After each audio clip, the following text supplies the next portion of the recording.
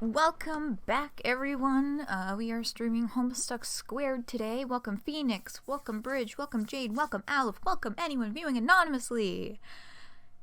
Homestuck Squared, it updated last weekend, actually, on a stream day. Hey, Gaster Two Soul, welcome. And the day that it updated, I didn't even have time to read it, so I was like, you know what, we're not doing this today. We're not doing this today. So, it's been a week. But here we are. Cool.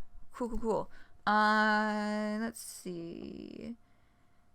I'm just saying, muttering to myself. Where am I going to start? Okay, I know where I'm going to start. I hope that y'all had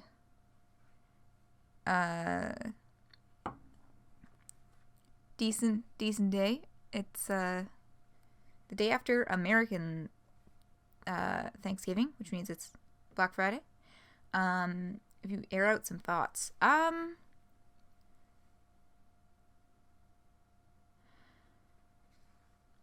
think if it's something very personal, then I don't think this is the right forum for it. Just because this is really more for talking about Homestuck stuff.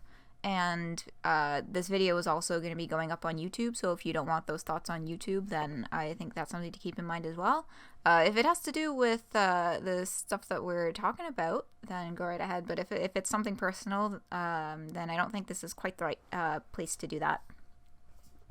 There are lots of, if you're in like any Discord servers that have like a venting channel or something like that, then that might be helpful as well.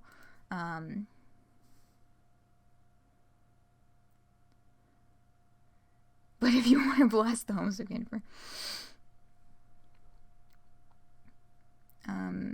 wait, what? You hear Fox News is calling it All Fridays Matter?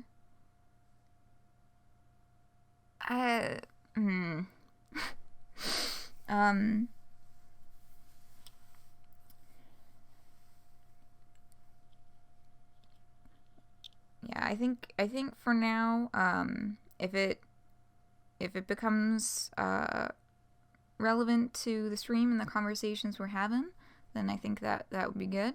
But yeah, if it's maybe if it's a little but not a lot, and just minding. Ooh, sorry, I'm fucking around with my computer. Okay, there we go.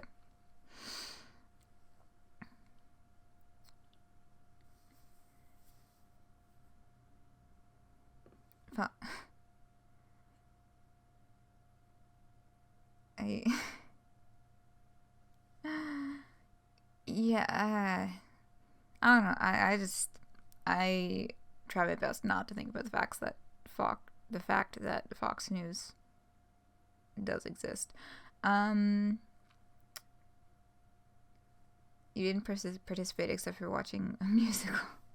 I didn't think I was going to, and then, fun fact, the reason the stream is late today, which I do apologize for, I downloaded a game on my Switch, and I was like, oh shit, now I'm using the fucking Wi-Fi. Now it's gonna fuck up the stream, so I have to wait for this to finish downloading. It was Snipper Clips. It's 50% off right now. Yeah.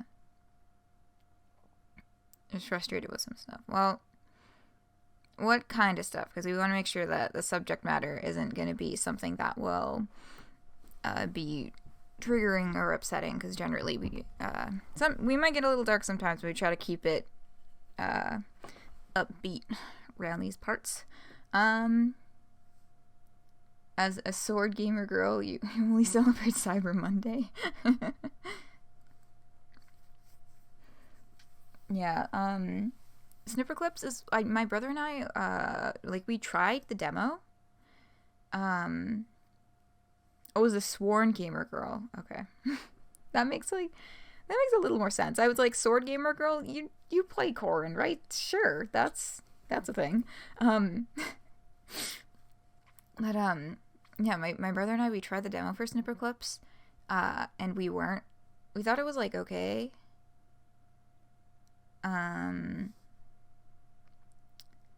So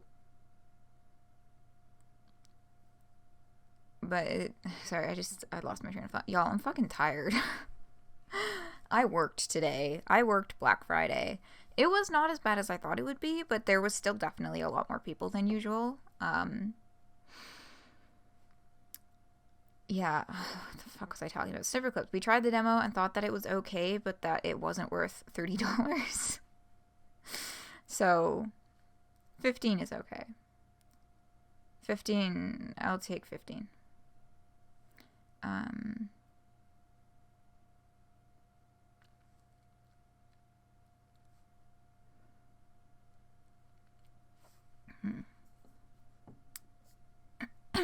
I'm just gonna have some water. I forgot to bring my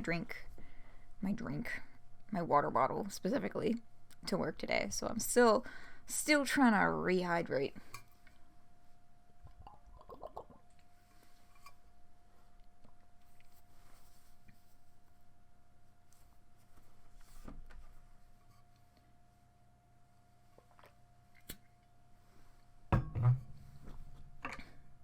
That is good water.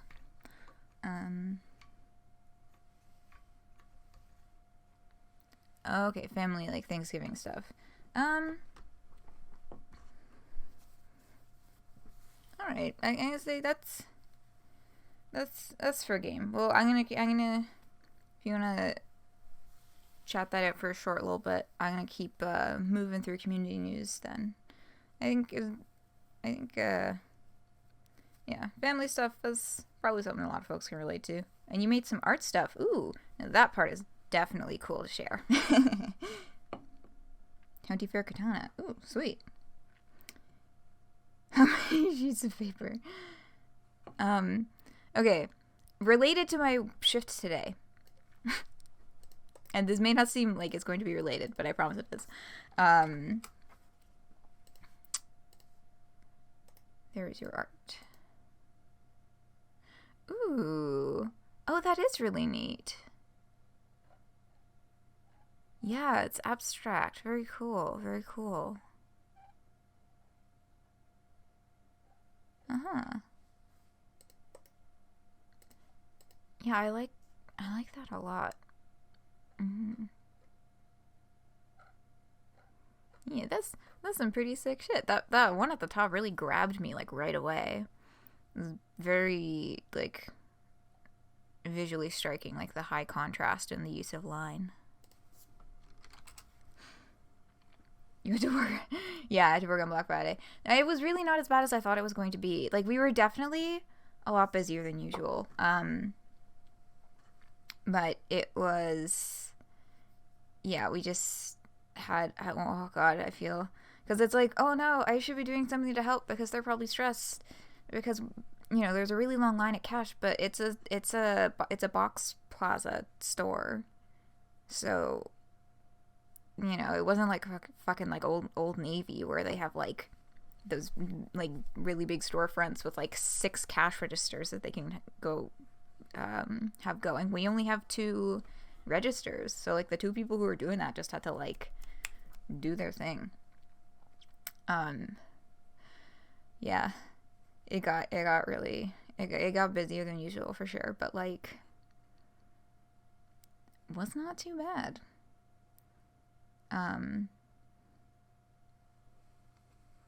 But yeah, Emerald Stalagmites is a good one.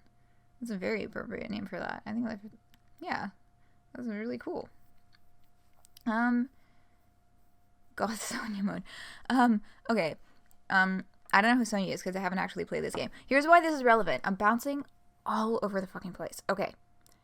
So, they have the Christmas music playing, of course. Oh my god. Most, honestly, they play it quiet enough that I don't even realize there's music playing most of the time. Generally, I can completely tune it out because I'm, like, doing other shit. But what completely took me by surprise, what fucking backhanded me, was as I'm, like, putting back some clothes, I listen and I'm like, wait a second. They're playing inside of this children's clothing retailer, this babies and children's clothing retailer, the My Chemical Romance cover of All I Want for Christmas Is You.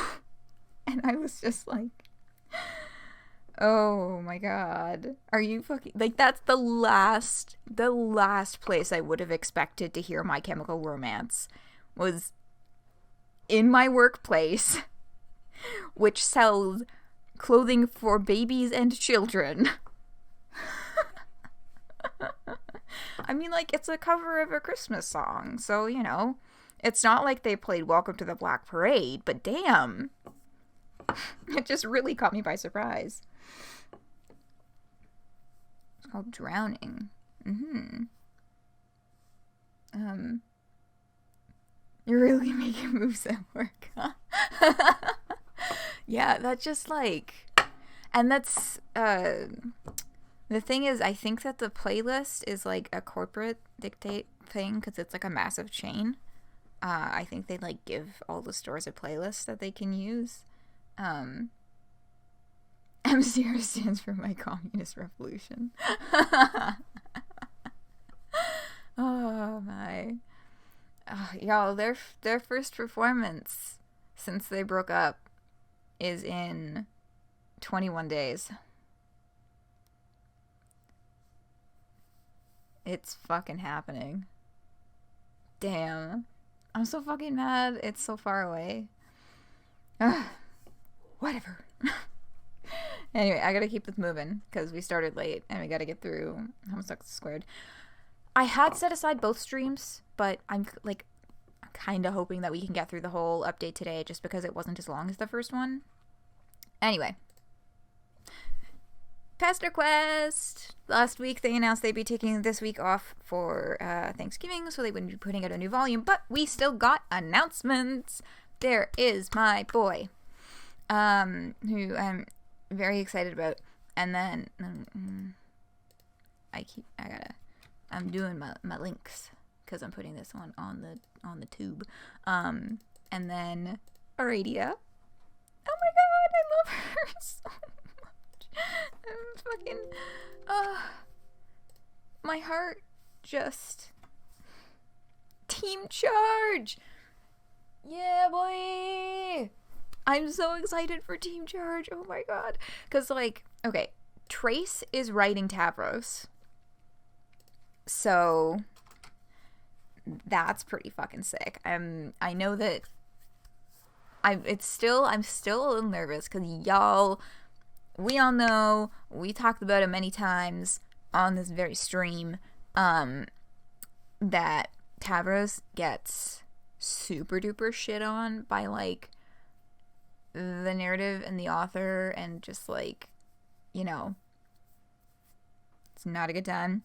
And by the fandom, which, like, I know there was discourse. I was mad about it, I tweeted about it, I don't want to fucking talk about it because it was just such a massive load of complete bullshit. So we're just, this week I'm sick Twitter shitting on Tavros. Honestly, it might just be the people that I follow, but I saw more people getting mad about that take than people agreeing with it. So, like, that's good. This was, you know, let's look on the bright side. I try to be an optimistic person, you know, and see the bright side of all situations. And you know what? Never in my fucking life. I have been in this fandom for 8 goddamn years, and I have never seen so many people actually genuinely caring about Tavros in a positive way. and especially not all at once. So, like, I liked that part. At least. I liked the fact that people were talking about Tavros and it was actually constructive. Unfortunately, it was in reaction and response to something that was destructive. But, you know, it was a good community coming together effort that I saw to be like, what the fuck? So that was cool. But yeah, so that's what's up with Tavros. I'm excited. I'm optimistic. I'm yeah, I'm hopeful. I'm still nervous. Ooh, yeah, that is a really cool piece, Gaster Two Soul. What the fuck did I just do on my computer machine? Okay, never mind. Give me to the dark side and talk about the fact that people hate Tavros to justify liking Vriska instead of just accepting she's kind of shitty. I mean, there are definitely people who do that. I actually saw, what was nice to see as well was a lot of people being like, look, both of them got like a super short end of the stick in this situation. You know, nobody being like wanting to burn Vriska at the stake for the sake of Tavros. Or, well, there definitely were people like that. But, I'm not saying this good. My brain's in, like, half function right now.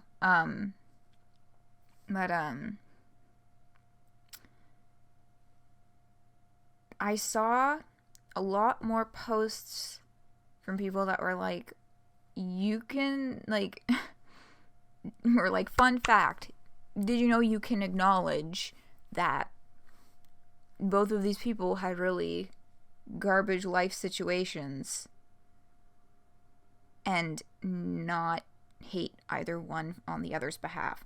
Like, that kind of thing. That, oh boy, look, I'm not touching it. I'm not touching it. It's so fucking bullshit. I'm not touching it. Like, this is normally when I see discourse, you may notice, or you may not have noticed, if you are familiar with my Twitter, which most of you are probably not, because I know a lot of you are mainly on Tumblr, which is totally valid. Honestly, I miss having an actual blogging platform. Twitter as a platform fucking sucks. But usually when there's discourse, you'll see me retweet like maybe one or two things that I think succinctly describe my opinion, but otherwise I completely stay out of it. And if I see garbage, I'm just like, this take is so bad, it's not even worth my time to like retweet somebody rebutting it. I don't even want to poison my Twitter with the mere implication of this bad take's existence. But this one was so horrendous I had to, poke in there a little bit because good God. Yeah.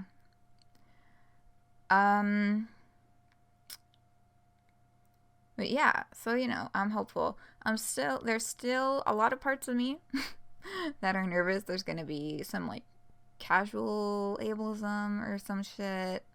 Like, as much as I want to trust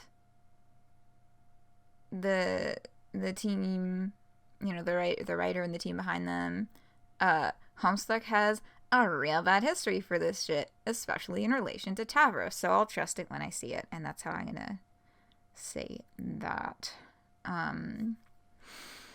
Yeah, so that's Tavros. That's the Tavros stuff that's been happening.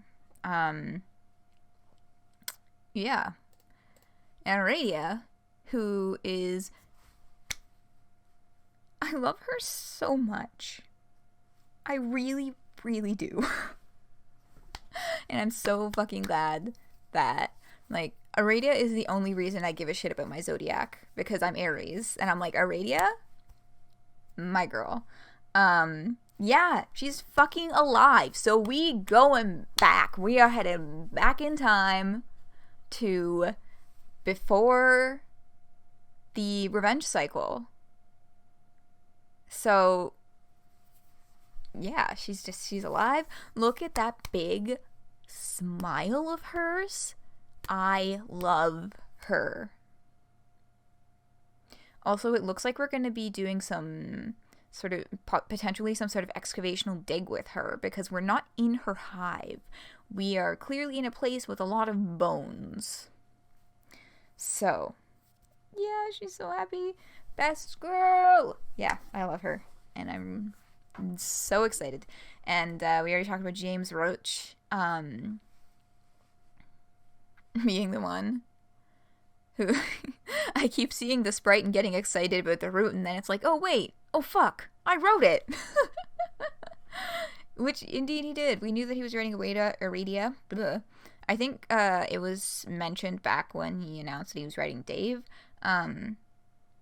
Is that her hive in the background? I don't think so, because it has bronze blood coloring. So hers, I'm pretty sure we see it at some point in the comic in like a flashback, and hers does have rust color. But yeah, James motherfucking Roach. And those cutie patoote amazing sprites were done by Brea. Okay.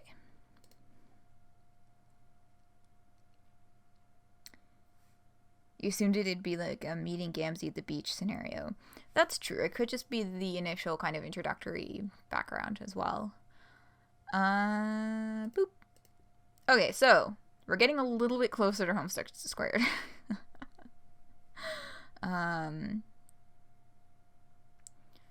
So this post is actually a post that is open to everyone. What the fuck? Sorry, my Word document is like doing some weird shit. Okay, now it's not.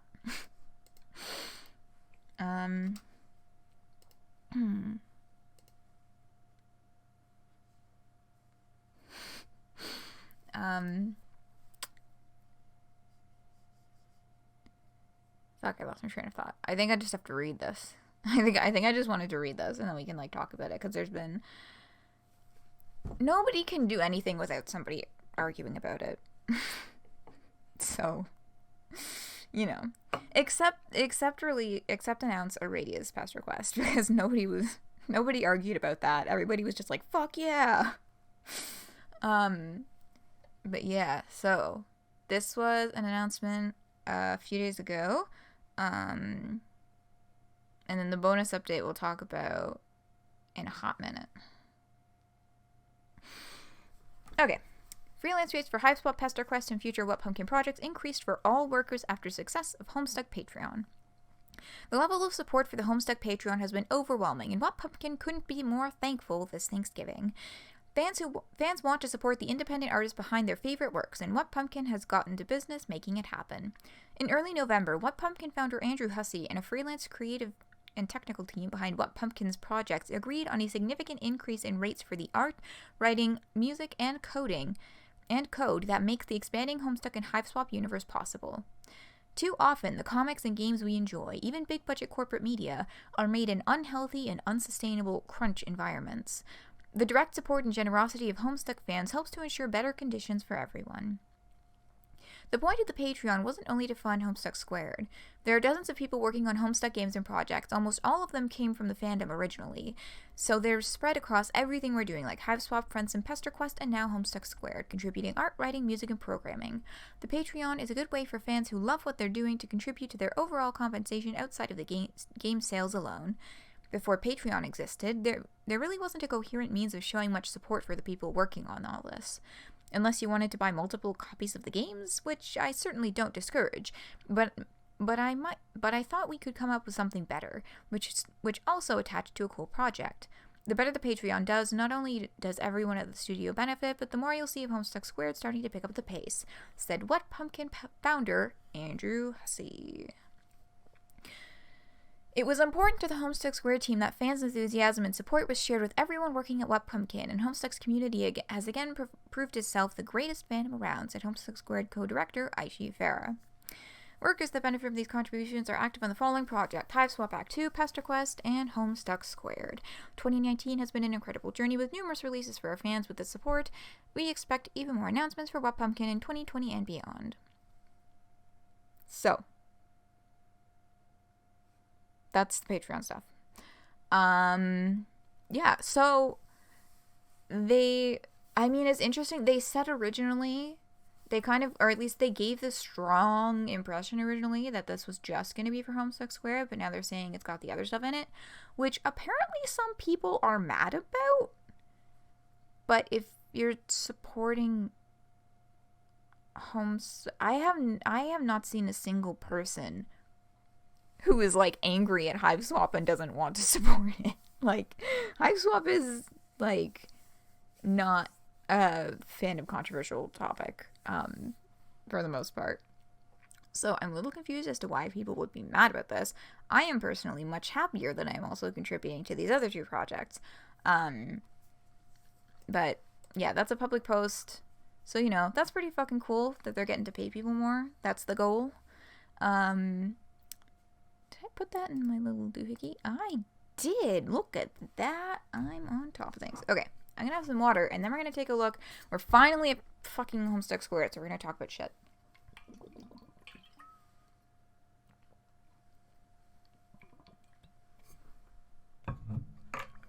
Okay. So, posted on November 27th, 2019. This was 2 days ago. To the fans, thank you so much for your support so far. Over 1,400 and counting of you are supporting our Patreon and making work better for folks in all projects from What Pumpkin, which is a link to the Patreon post.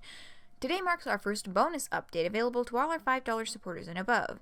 We step back 3 years and see Earth at the end of the Meat epilogue on the day of Jane Crocker's inauguration as president. We think it's valuable to show our appreciation for the fans who are making so many exclusive projects possible with some fun exclusives. For this content, we want to stick with some basic tenets. It should focus on the characters or situations outside of the big events in the main story, and none of it should be required reading for understanding the plot at large.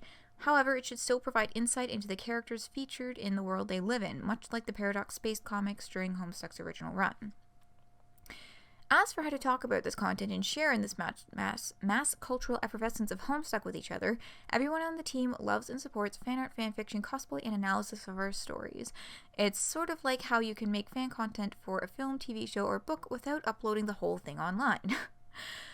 If events from the bonus comics become relevant to our main story, summaries and synopses will be posted to our recap page where you can catch up quickly like the Homestuck Epilogues. This ends up working a lot like traditional comics where long-running series frequently cite other books. The more things change, the more they stay the same. Woman on screen in Homestuck, baby. I would thoroughly enjoy Homestuck Squared having more women. Because right now, in the comic, outside of in the actual comic and not the bonus updates, Terezi says Terezi's there, you know, and Rosebot is there, but neither of them get shown on screen. It's still mostly Dirk talking. And chapter 1 that we're reading today, Ghostflusters, spoiler alert, there's also no women in that either. So so weird to see Homestuck news post in 2019. Oh, sorry, my phone just blooped.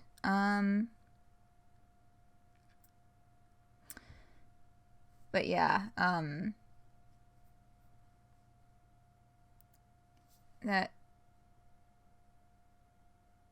no, Jane was on screen during the update, the bonus update. But Jane has not even been mentioned, I don't think, in the actual comic. But no, I mean, like, Jane is there. It's just that, yeah, so here's the kerfuffle. Like, there's certain people who are like, why do you want us to pay for things? And it's like, because artists deserve to be paid for the art that they make. Hello. But, yeah, I don't know. Some folks have qualms with, like, what they are putting behind the paywall specifically, being that it is running story content that's still related to the main story. They're saying characters or situations outside of the big events of the main story, and so some people are like, rah, rah, rah, rah, but like they're saying that it's not going to be relevant, but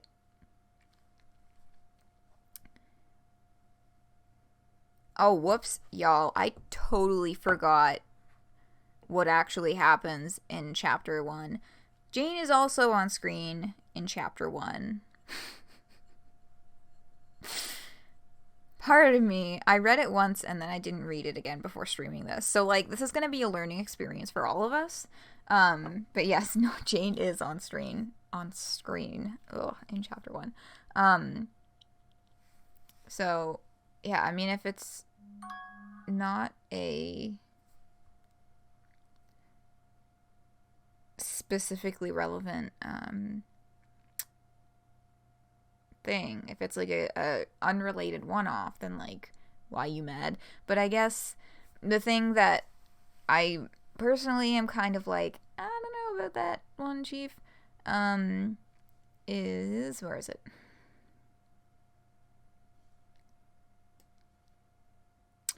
If they become relevant, then they'll just post a synopsis on the recap page. You almost forgot about Jane. Yeah, no, I completely forgot. I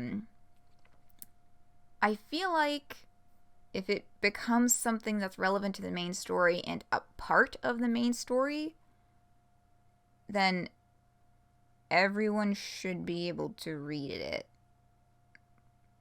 Like, people can't do proper, like, in-depth, like, analyses or, thinking about the plot through a synopsis. Like, you need to read the original work. So, yeah, that's when I'm kind of like, I don't know about that one. Paradox Space? No, Paradox Space was available free online, but the thing is that when they published the books, I think both of them, or was it just one of them? Both of them had one or two extra comics in them that they didn't post online. One of which is Risky Business, which is why it's so hard to find high quality images of the comic Risky Business, because they only published it in the Paradox Space books, which are now fucking out of print. So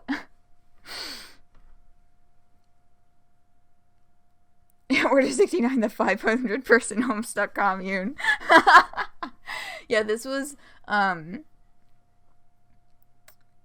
so the 500-person Homestuck commune,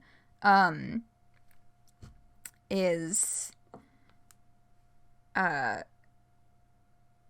I had a hilarious vision. What if, and I mean, like, hilarious only in hypothetical sense. It would be really shitty if people actually did this in real life. But, like, okay, 500 people, each contributing 1 penny to a single Patreon account to see the bonus updates.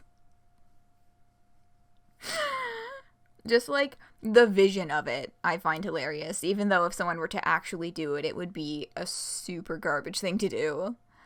But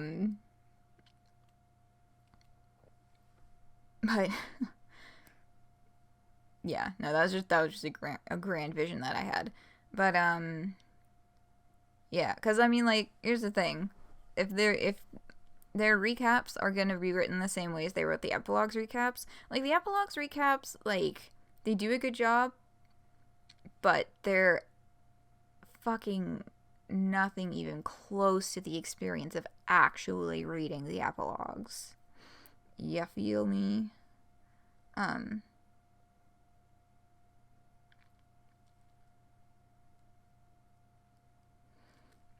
So, yeah, I feel like, anyway, I feel like I've already stated my point 5 times, and I should probably keep moving. Let me post a link. Or did I already put I did not put this link in my document. Okay, good. And here's the page. This is it. And I'm not going to click through it because I am respecting their wishes. yeah, there's really not much else to talk about. I just want to say, this is the thing. Oh my goodness.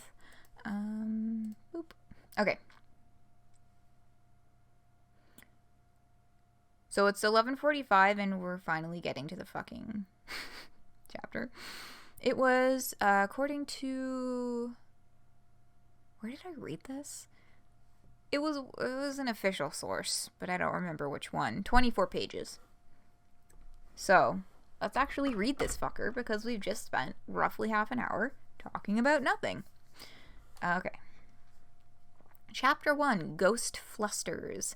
Content note: this chapter contains abuse, trauma, and alcoholism.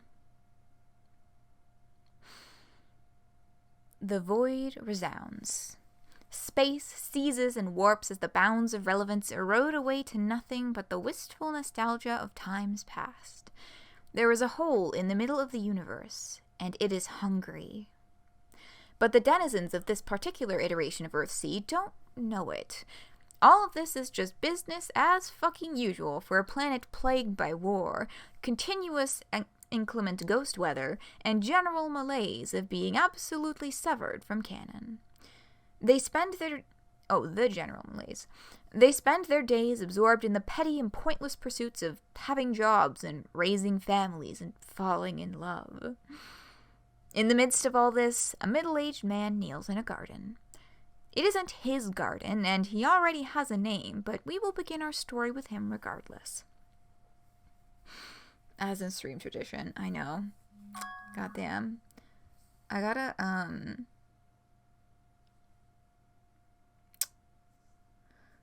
See, I don't want to silence my phone because it's presently the only thing alerting me. I get an email notification when someone follows me, and I really want to start, like, actually being like, hey, thanks for the follow when people follow. Although, I am working on some other visual assets to do, like, alerts, like, on screen, which I am very excited about, and you will all find out as soon as I can edit 29 more frames of GIF. So, you'll see.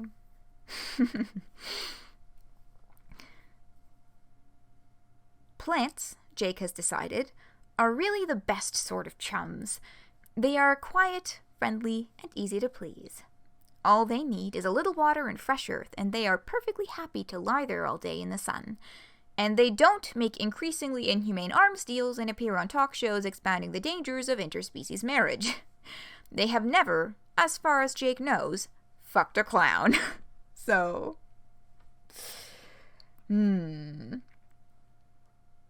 Noticing a theme of plants. Well, there's the specific parallel being drawn by Dirk and Jake both thinking that plants are the best friends a person can have. Because they can't talk back or do stupid shit. Oh, good luck with the gifts. Thank you. 2 of them are done. I'm editing 4. 2 of them are done. The other 2, one of them is 5 frames and one of them is 24 frames. And I am editing. These are not original animations. I have no experience in animation. But I am isolating a particular image and then cleaning it up.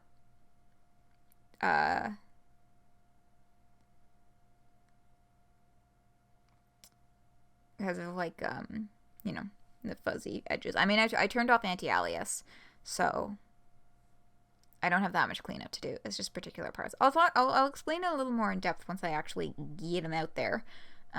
Breakup moods being like, I can only trust my plants.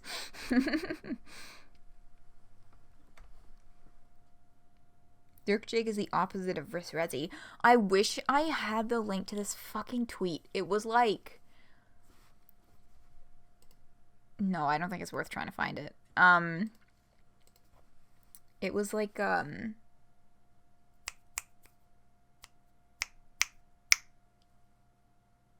can't think of the word. It was like Dirk Jake versus Resi mirroring and parallels or opposites or some shit. What the fuck was it? It was hilarious and also kind of accurate. It was fucking good. You know what? Fuck it. Maybe I will try and find it. Where the fuck? You know what? I know what server it was on, but I don't even remember what fucking channel it was in. So that was probably going to be an uphill battle. But if I do come across it again, I'm definitely going to link it in Discord.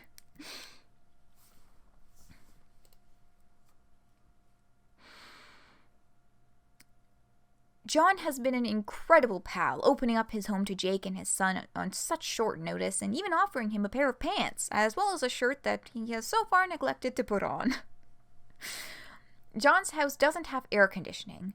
It's a charming little cottage, but it could sure as aces use some airing out, and dusting, and just general upkeep. The old place really has gone to seed since John's been away. Jake shudders to think what sort of state his own mansion is in. Jane will probably have it demolished now, he imagines. It, like the rest of his assets, is in her name. She'd seen to that as soon as they were married. Back at Shea Crocker, there'd been a legion of hired help to take care of the ins and outs of running a household. Jane's far too busy to bother with such things, and Jake... he just never bothered. Why should he, when there were other people to take care of it for him? But the decades of easy living don't change the fact that he spent the first 16 years of his life in the deep, lush bush of the South Pacific jungle. There certainly had been no one to cook and clean and bring down the big game then, besides his grandma, but she had him shooting as soon as he could hold a pistol. No pistols are shot today, but Jake is determined to have the place in tip-top shape by the time John gets back from wherever he is. He hasn't seen much of Tavros today either, but that's not unusual. He's probably out with his Kissmasses, the one he thinks Jake doesn't know about. I feel like I'm not a parent, but I feel like that's such a parent thing to just be like staring from afar and be like, wow, they really think they're being sneaky, huh? I lost my place. Okay. He washes the floors and windows, cleans a toilet or three, and chases a family of squirrels out from the inside of the attic wall. They chitter angrily at him, but he doesn't back down. Fuck you, Jane. Oh yeah, absolutely. As the day wears on and the shadows grow longer, Jake washes the dirt out from underneath his fingernails, and his eyes fall on a bottle still sitting on the counter. John had opened it, but together they'd barely touched the stuff. Jake had promised him and Tavi he'd dry up his act and all, but... well... Rip, don't do it, dude! One thing at a time. Jake! And he's out. Oh, and he's in the fucking jungle. What do you fucking know? And, interestingly, so he's back in the jungle here. This looks like it's on his island, but he's wearing one of the outfits that he made in the game. And he's using a pistol that he made in the game. I'm pretty sure he made that one in the game. We didn't go too much into alchemy with the Alpha Kids, but that was like when they did had that one flash that I don't remember which one it is, but they were like, oh my god, new outfits. Blah. He had that one and we hadn't seen it before. So, that's my assumption. The jungle air is heavy, humid, and familiar. 20 years on, and the thick drag into his lungs settles him on a blanket of nostalgia, reassuring in its discomfort. A pistol is strapped to his leg, and all around him the shadows move in slow, threatening sweeps. He is deeper in the jungle than he'd ever venture in his waking hours. There were places on his island that not even his gran would tread, and she'd been the bravest person he'd ever known. Here, there be monsters. Jake doesn't recognize anything. The jungle of his dreams is wild and unknown, and there are things moving in the dense undergrowth. He slaps at a mosquito on his neck. Sweat drips into his eyes. He drops a hand to his gun, the tension prickling hot and tight at the base of his neck. A sudden wind thrashes the canopy. There are pine needles in his mouth. There aren't any pine needles in the jungle. The only warning Jake gets is a resonant growl that seems to come from every direction at once, because the monster is on him. A lithe creature of darkness and fury with more legs than any mammalian has a right to. He hits the ground hard enough to drive the breath out of him, but he doesn't have time to catch it. He has to run. He knows in the deep, prophetic way of dreams that he is no match for this monster. It is right behind him, its hot, damp breath waffling at his hair. What does it feel like to be eaten? He's about to find out. And the monster is... That's a familiar gloved hand. Whoop, up he goes. It's fucking Brain Ghost Dirk. I love that very intense description of how horrible this monster is, and then it's like, oh, it's Dirk. That makes sense.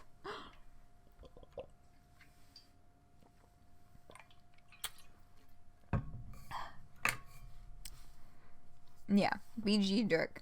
Yeah, BGD, not BDG, because I keep seeing people use the acronym BGD, and my brain is like, Brian David Gilbert, which is not correct. Look at the fucking shock. Dirk?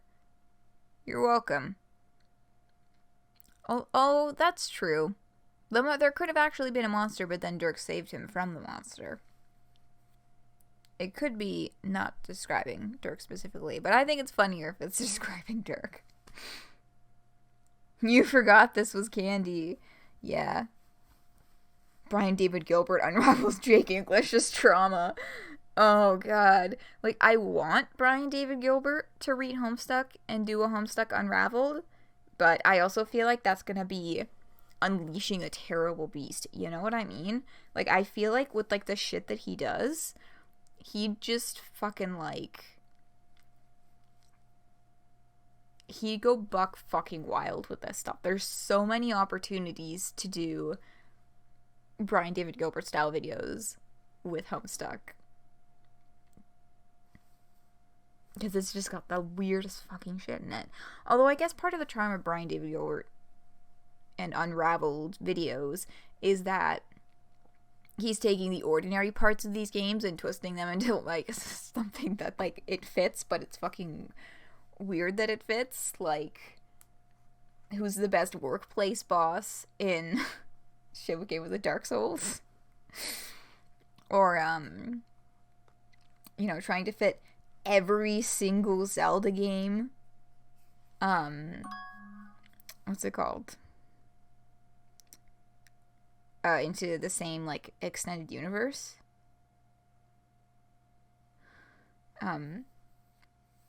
Oh, yes, that's true. Someone did an Unraveled video for, Sakon. That is true. I do remember that.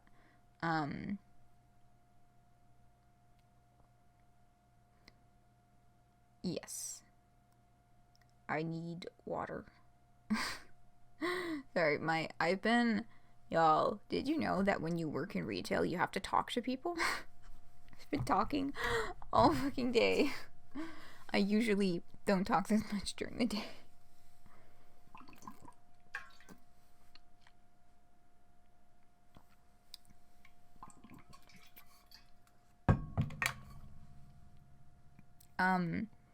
Oh, it wasn't, kin validity. It was who's the best character in Homestuck. Yeah. Anyway, speaking of characters in Homestuck, we have two right here. And I would like to finish this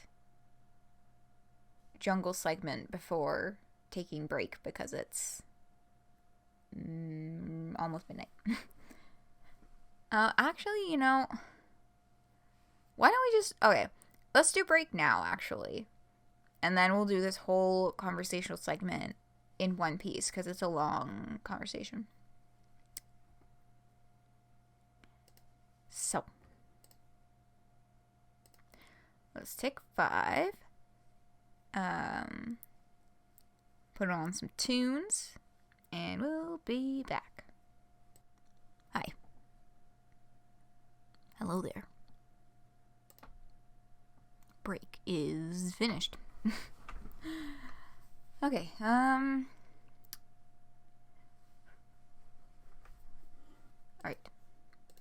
Here is a story.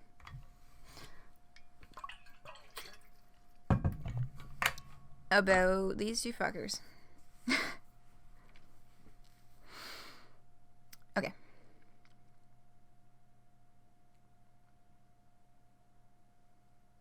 Conversation.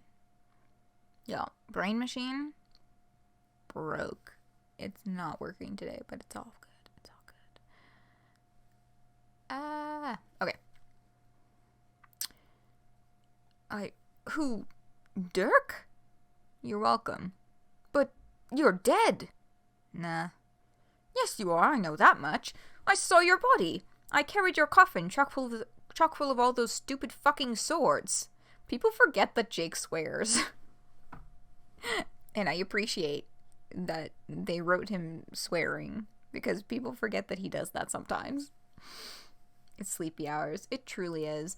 Y'all, I have a fucking... I need to watch a lecture after this, because I already got an extension on the deadline once. I can't fucking do it again. Nope. Don't note me, mister. I know a dead Dirk when I see one. Sure you do, but that wasn't me. Are you really surprised to find out I got a couple of spares? So what you're saying is that you aren't my Dirk. That's a whole nother conversation that we really don't have time for, pertaining to exactly who or what your Dirk actually constitutes. Do you mean the Dirk from your timeline? Then yes, that Dirk is dead. If you mean the Dirk that you fucked and then ghosted, no, I'm not your Dirk. If you mean the Dirk that you felt closest to, that you really knew, I thought you said we didn't have time for this conversation. Yeah, Dirk's just like, you want the laundry list? It's like, damn, dude. I thought you said we didn't have time for this conversation. I just want to know how you can be here and also in the ground. You let a guy spend a couple decades as a dominatrix's trophy husband, and he forgets all about his old friends. Fucking rough. What about the good times, Jake? What about when I almost made you shit your pants in front of a blue girl? Bring Ghost Dirk! In the ghosty flesh. Crumbs, bro, where have you been? I could have used someone on my side. You just disappeared one day without even the odd toodaloo to mark your passing. I know. That was a dominatrix's trophy husband. That is certainly a way to put that.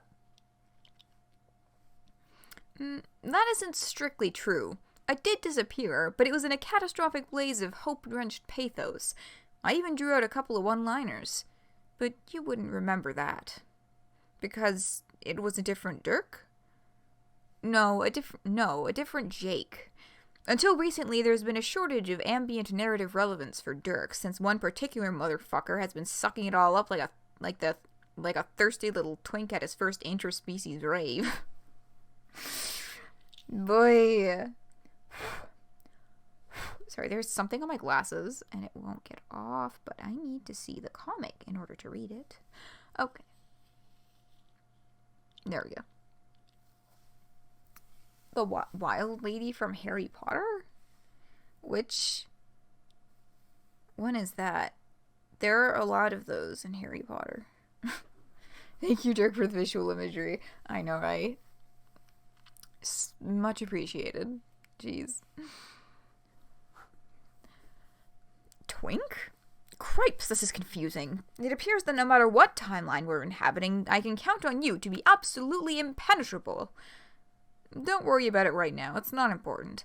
I'm here, and that's what matters. I suppose I'll just have to trust you. Yeah, good luck with that.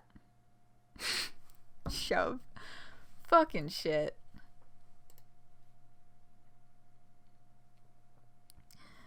Consciousness hits Jake like a bottle to the back of the head. In fact, the bottle is on the table, tipped over and sluggishly dripping from the mouth. The kitchen reeks of whiskey and his head pounds. At least he'd been home alone, and nobody had seen him slip back into old habits. Strange days, Jake thinks to himself, and strange dreams. That was a real humdinger of a nightmare. He hasn't dreamed of Dirk in years, and it had felt so real, almost like he could have reached out and touched him.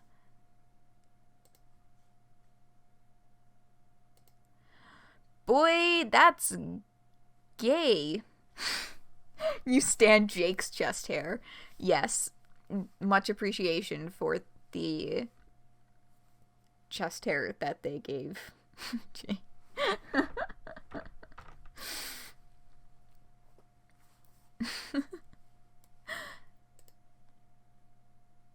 And he's like, oh, fuck. Because guess who followed you into reality? It's this fucker. What in the flibbergating fuck? That's not a word. Dirk! Sup? That is not a word. Dirk is right. For once. Sorry, I'll leave the panel up as long as I can. Am I still dreaming? I have to tell you, my dream hangovers are not usually nearly this bad. I wasn't gonna say anything, but holy shit, dude, you really let yourself go. Not to say the sloppy drunk look isn't working for me, because it absolutely is, but come on, man. What the fuck is that supposed to mean? You passed out in a puddle of your own drool. What the fuck is that on your face? My face? What do you mean on my face? The mustache, Jake. Whose idea was that? Oh, you don't like it? I didn't say that. Point is, you are a fucking wreck, and no amount of well-maintained facial hair is gonna be enough to hide that. Not from me. Now see here, Buster, you don't know the situation. You haven't been here. We've had this conversation before, Dingus. I'm you. And I'm me. But I only exist because of your powers. The fact that I'm manifesting here in this new universe outside of a dream is evidence in itself of just how absolutely boned you are. What are you doing? There's a war happening. All of your friends are out there fighting, and you're just here, what, dusting? Taking care of a house that nobody actually uses? You've been a useless sack of shit for 2 decades. I'm here to kick your ass back into active duty.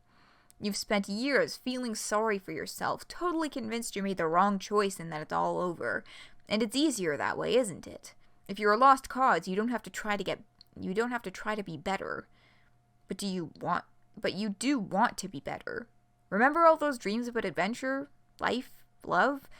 Remember when Tavros was born and there were so many things in this world you wanted to show him? Beautiful things, Jake. Remember when Tavros was born? There were so many things in this world you wanted to show him. Beautiful things, Jake. But none of those are going to come from sitting around playing house husband to your ecto-son. So Dirk is ripping into Jake as Dirk does. Well, what do you propose I do if you're so gosh darn brainy? I'm a cracking good marksman and no slouch when it comes to fisticuffs, but what good am I at war? I've got some panache, but I can hardly hold my own in the face of an army. And what side am I supposed to be fighting for? For Jane or against her? Against her, obviously. What the fuck, dude? That gets some snaps. Oh no, I disconnected from the chat room. Did stream quit? Please don't tell me stream quit. It's looking good from my end, so I think we're okay. I think my phone was just fucking around. But you were the one who wanted her to run in the first place. You wrote her bloody speeches. Yeah, I did. And every single one of them kicked ass. I wanted Jane to be the democratically elected president, not a cake-slinging Jeff Bezos with a great rack. Jeff who? We good? Okay, sweet. Yeah, there's not anyone who's, like, truly on Jane's side. And as we will see a little later from news of another character.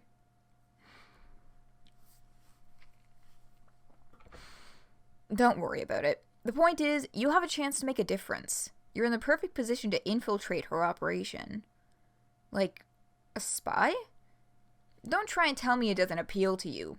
Sexy little suit, slicked back hair, a bunch of weapons hidden in unlikely places. We're both liking this idea more and more. Well, I do look fetching in a cummerbund. Wait, no! You tricked me with thoughts of spies and hijinks and two bros against the world. I left Janie. There's no going back now. She isn't exactly the sort to live and let live, you know. That's horseshit, and we both know it. Jane would take you back in a second. She loves you. Pshaw. Not to be a maudlin brain, Ghost Dirk, but Jane hasn't cared about me in a very long time, if she ever did at all. I thought you knew everything I do. Ouch. Poor Jake. There's a part of you that still hopes. You can't help it. You'll never be able to help it. You're going to hope for a brighter future until you're in the ground. Better you than me, honestly. Sounds exhausting. You're going to do this, and we both know it. So why are we even still arguing? Oh, boy.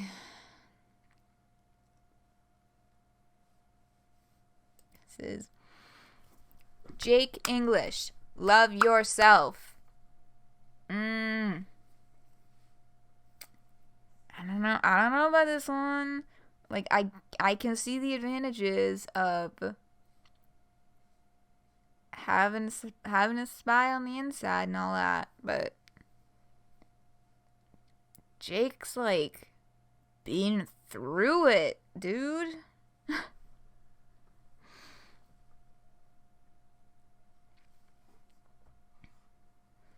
And here we have, yes, Fascist Emperor Jane Crocker, who does appear in the actual comic. Fun fact that I completely forgot about earlier. Boo! Oh, Jake, something awful has happened. It has? You mean more awful than usual?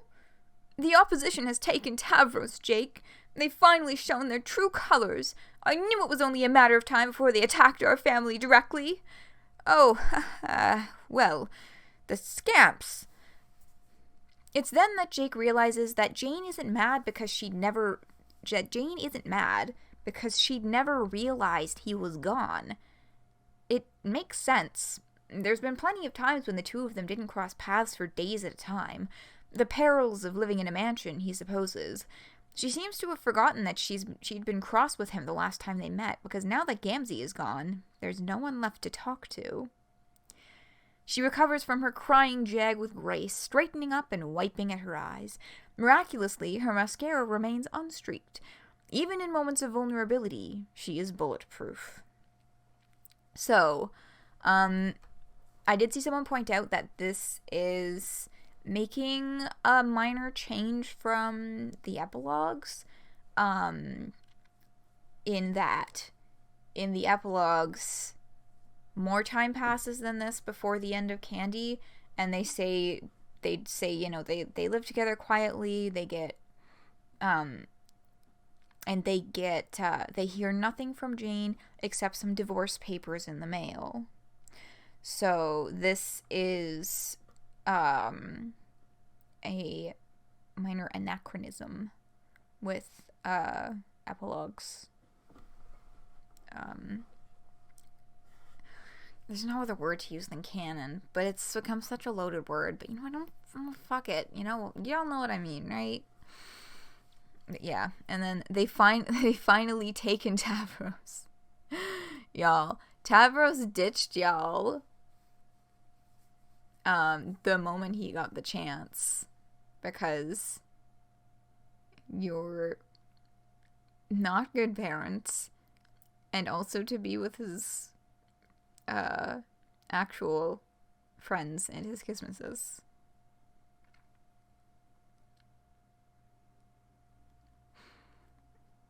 Phoenix, come on, work with me, buddy. Y'all know what I meant. But yeah.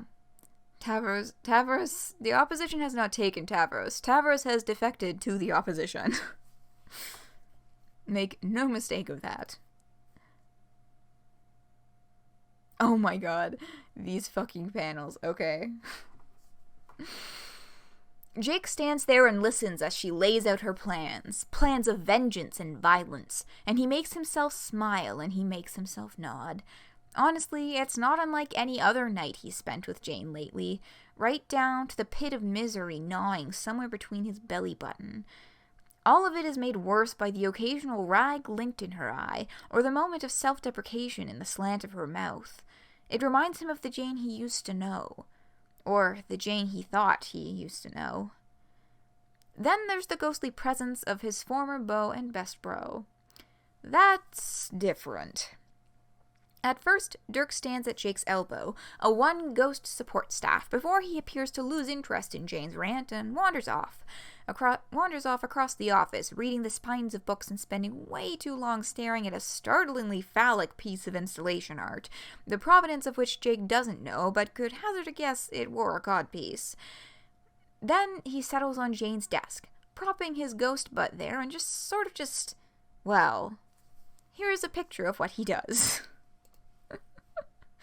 Okay, that's a bit of an exaggeration. It's more like this. Fucking God. Whatever the case, it's distracting. And by the time Jane loses steam and dismisses Jake from her presence, he's thoroughly exhausted from attempting to pay attention to his supervillain wife while trying not to look at the crotch of a ghost man from his brain. Fucking iconic. Yep.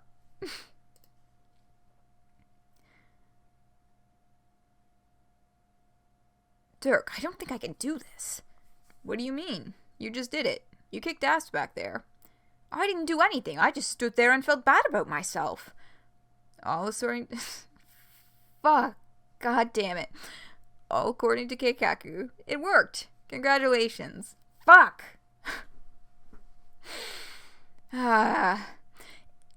It's only I promised I would never come back here. Promised? Promised who?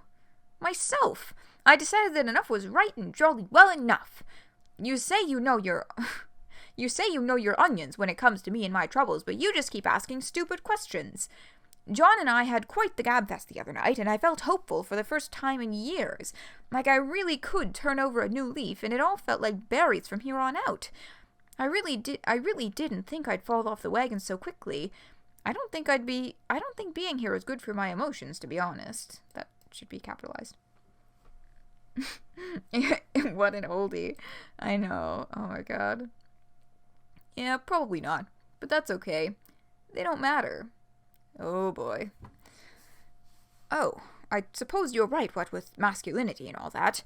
A true man's lip remains stiff even in the harshest of circumstances. Oof. That's a big oof, but is not as big as the oof that's about to come out of Dirk's goddamn mouth. Don't know anything about stiff lips, dude, but that's not what I mean. It's not because you're a man. You're a god. Oh, right. That. The world comes first, even at the expense of all your relationships and personal happiness. That's what being a hero means. That's a big yikes from me. Defining hero as completely self-sacrificing is...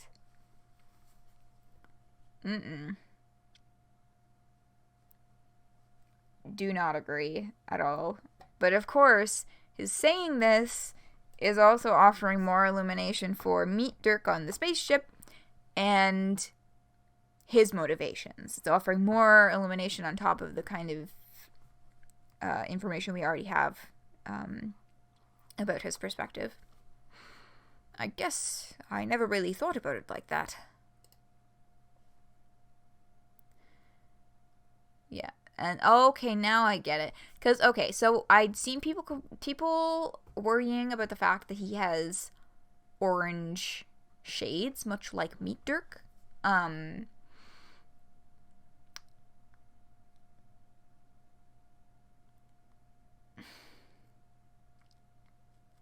Yeah, I just think it's something to point out. I don't think it means that this is Meat Dirk. I think this is still a strictly disconnected Rainbow's Dirk. I mean, like, all Dirks are fucking connected in some way, but yeah, I don't think that this is, like, Meat Dirk talking to Jake, necessarily. Think what you want about Jane, but at least she realizes that none of you can ever be normal, and she never bothered to try. Can it really be a god complex when you're an actual god? People like us don't get happy endings. Y'all know you don't have to follow all of the mistakes of the fucking Greek gods, right? Like, y'all don't have to fuck around with that. No happy endings allowed bullshit. But, like, you know, at least she realizes that none of you can ever be normal, and she never bothered to try. The thing with Jane is that she came from a very particular circumstance where she was already, quote-unquote, like, not normal on Earth. She already came from that living circumstance, so she didn't actually have to make any adjustment to herself to acclimatize to the attitude, to some newfound attitude that she is different. That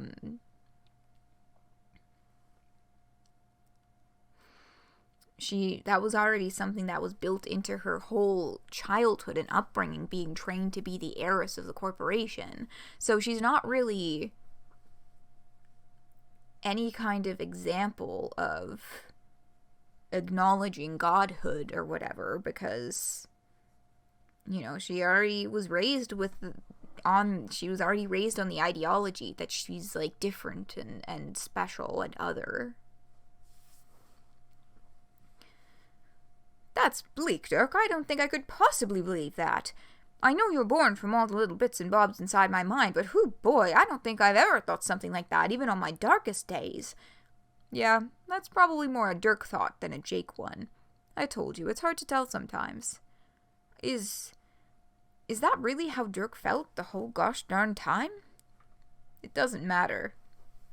See, that's, even just answering that question with "it doesn't matter," it's just directly reflective of these attitudes of feelings, the feelings of the gods not mattering, and, you know, just people like us don't get happy endings, so it doesn't matter. Direct reflection of that attitude.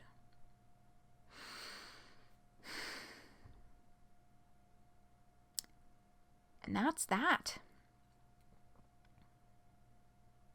That is where we leave off until sometime in December.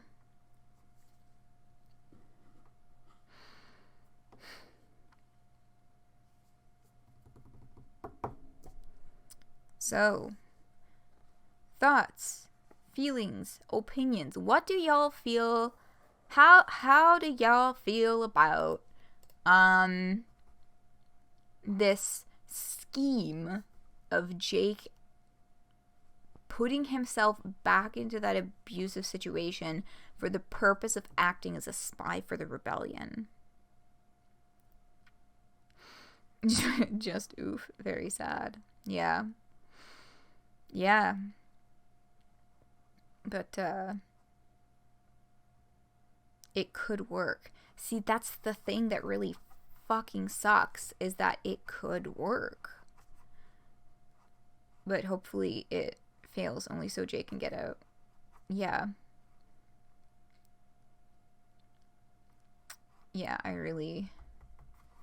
I mean, like, I would hope that it's successful and Jake can get out because it's successful if they do it, rather than hoping that it fails so he can have an out that way. But you know what it reminds me of? Does anyone here give a shit about She-Ra spoilers? You liked the line about one Dirk gobbling up narrative relevance. That was a really good one. Yeah. You do. Okay, I won't then, because some things in the update reminded me of that, but I won't say. You saw the first two.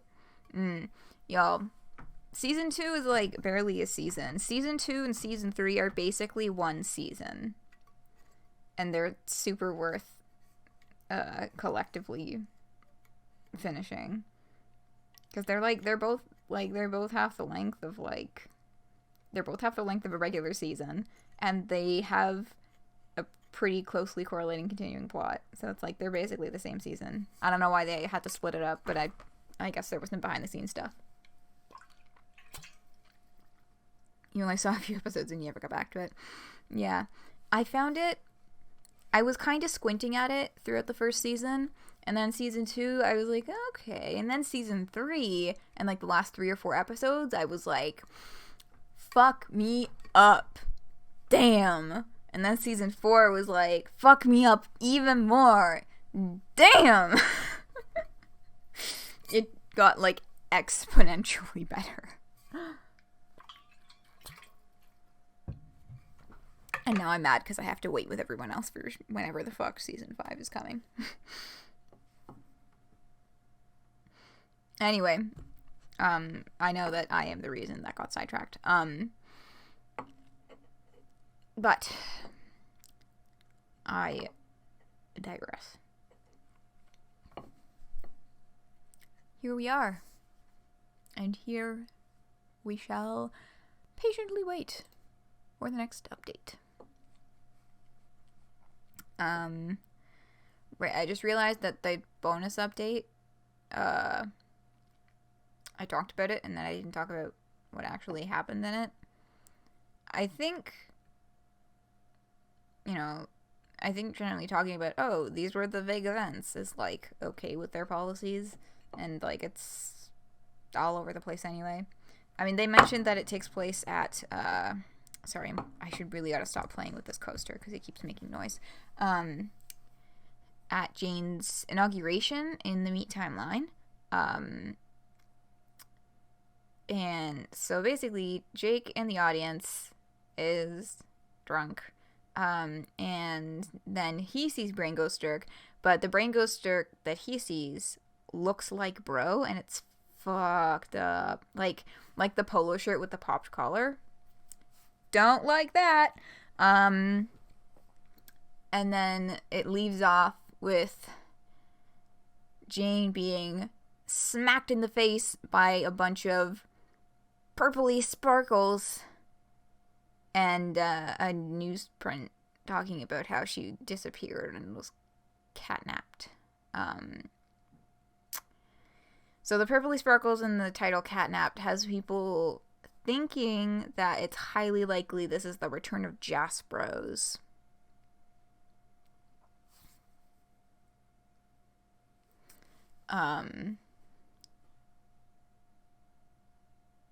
So that's that. It was a pretty small collection of pages. Yeah, I thought that the bonus stuff would be mostly like one-offs and not like a continuing story, and especially not something that could potentially connect to the main, but I'm interested to see where they'll take it. So, you thought it was Dave Petta. Oh, Dave Petta. Blessed Dave Petta. Yeah, it's kind of rocky as to whether or not Dave Petta is going to make a return, because supposedly Dave Petta was at the final fight with Lord English and like landed in Candy Timeline and maybe didn't make it through. They're not super clear about that. But yeah, so that's that. As a finale, I know it's a little early, but I'm gonna close down shop early. I'm tired and I got homework to do, so I'm okay with closing down a little early, and we'll get back to regular Homestuck streams tomorrow. So tomorrow's Homestuck, and then on Wednesday is the return of bonus streams. Woo! Starting with the Speed Dating for Ghosts expansion, which I have not looked at all. But I will I will. Actually, give me, maybe Dream Daddy. You know what? I'm gonna, I haven't had to make a straw poll in such a long time. I think I'll do a straw poll for which one we should do first. So I'll make that up after stream today. So straw poll, speed dating for Ghost or Dream Daddy for bonus next Wednesday. Okay.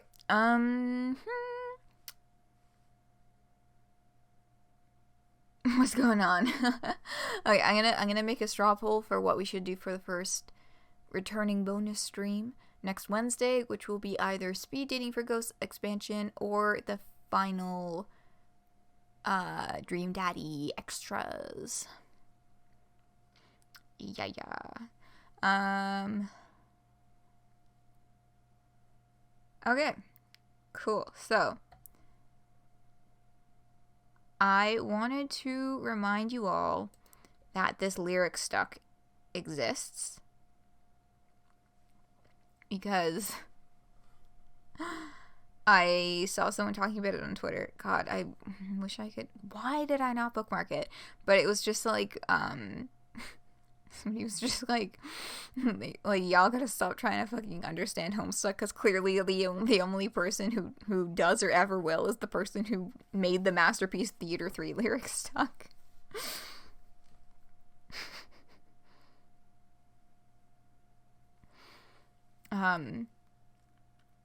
So we're gonna watch this because it's the end of stream. I'm gonna play this because it's the best lyric stuck of all time. It's amazing. And those are the facts. So